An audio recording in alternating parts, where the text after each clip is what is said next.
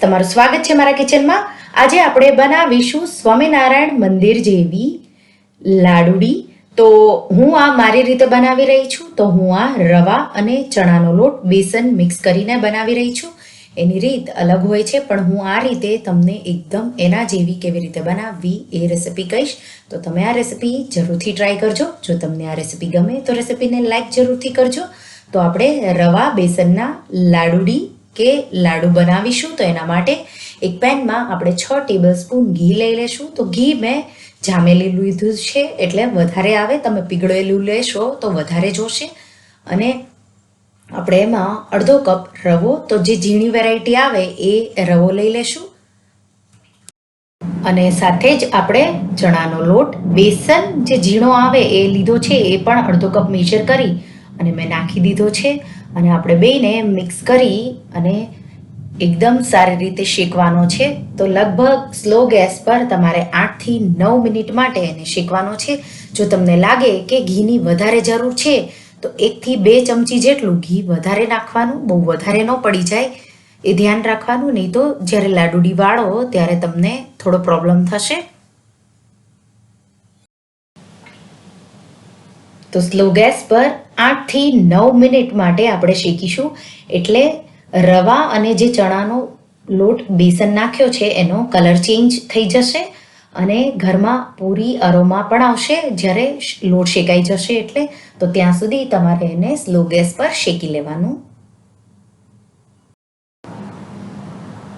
તો તમે જોઈ શકો છો કલર બદલાઈ ગયો છે અને ઘી પણ થોડું છે એ છૂટું પડવા લાગશે। અને આવો કલર થાય ત્યાં સુધી આપણે શેકી લેવાનું। અને આવો દાણેદાર તમે જોઈ શકો છો આ થઈ જશે જ્યારે શેકાઈ જશે ત્યારે।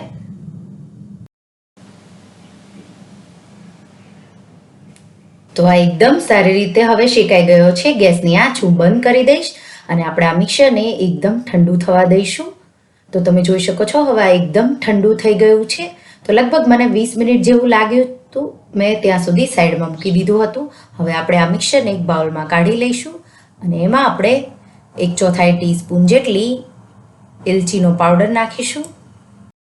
અડધો કપ દળેલી ખાંડ નાખવાની। તો મેં દળી અને પછી અડધો કપ મેજર કરી અને ખાંડ નાખી છે, દળેલી ખાંડ। અને આપણે સારી રીતે મિક્સ કરી દઈશું। એલચીથી લાડુડીનો ફ્લેવર બહુ સારો આવશે, એટલે 1/4 ટીસ્પૂન જેટલી એલચીનો પાવડર નાખી દેવાનો। અને આપણે દળેલી ખાંડ સાથે આ મિક્સરને એકદમ સારી રીતે મિક્સ કરી દઈશું। તો થોડું મસળી અને મિક્સ કરી દેવાનું।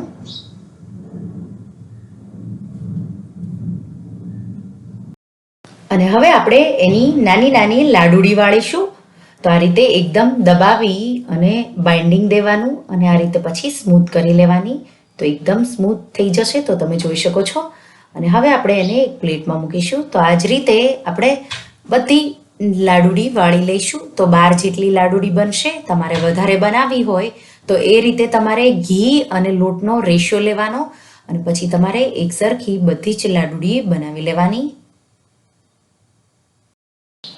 આ તમે બનાવી નાની નાની લાડુડી છોકરાઓને લંચ બોક્સમાં કોઈ મહેમાન આવે ત્યારે તમે સ્વીટ ડીશ તરીકે થાળીમાં પણ સર્વ કરી શકો છો।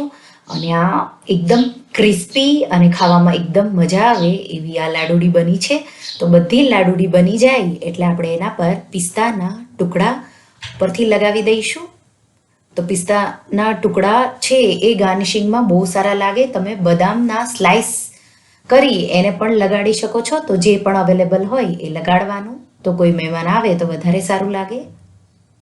અને બધા તહેવારોના સિઝન આવી રહ્યા છે, તો પ્રસાદ તરીકે તમે આ બનાવી બધાને આપી શકો છો। તો તમે ઘરે જ આવી ટેસ્ટી લાડુડી, તો રવા અને ચણાના લોટની લાડુડી એકવાર જરૂરથી બનાવજો।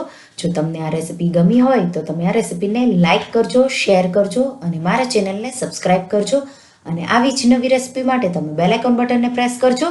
તો તમે આ રીતે એકવાર સ્વામિનારાયણ મંદિર જેવી લાડુડી ઘરે જરૂરથી બનાવજો અને મને કમેન્ટમાં કહેજો કે તમને મારી રેસિપી કેવી લાગી। Thank you for watching.